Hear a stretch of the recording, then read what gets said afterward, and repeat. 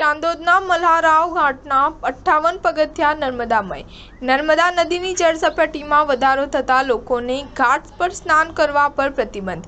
50 પગથિયા હજુ પાણીની બહાર.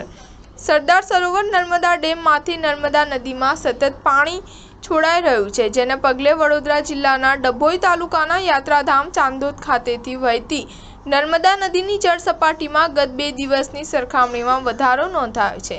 યાત્રાધામ ચાંદોદના પ્રસિદ્ધ મલ્હારાવ ઘાટના 58 પગથિયા પાણીમાં ગરકાવ છે. દુર્ઘટના કે જાનહાનિ ન થાય તે માટે નર્મદા નદીમાં સ્નાન કરવા ઉપર ચાંદોદ ગ્રામ પંચાયતે પ્રતિબંધ ફરમાવ્યો છે. વડોદરા જિલ્લા આપત્તિ વ્યવસ્થાપન મંડળ દ્વારા પૂરની સ્થિતિ ઉપર નજર રાખવામાં આવી રહી છે. આપત્તિના સમયે 1077 નંબર ઉપર સંપર્ક કરી શકાય છે. નર્મદા ડેમના 9 દરવાજા 2.1 મીટર ખોલી 20,01,831 ક્યુસેક પાણી હાલ નર્મદા નદીમાં છોડાઈ રહ્યું છે. પરિણામે ડભોઈના ચાંદોદ ખાતે જળસપાટીમાં નહિવત વધારો નોંધાયો છે. યાત્રાધામ ચાંદોદના પ્રસિદ્ધ મલ્હારાવ ઘાટના 58 પગથિયા પાણીમાં ગરકાવ છે, જ્યારે 50 પગથિયા હજુ પણ પાણીની બહાર છે.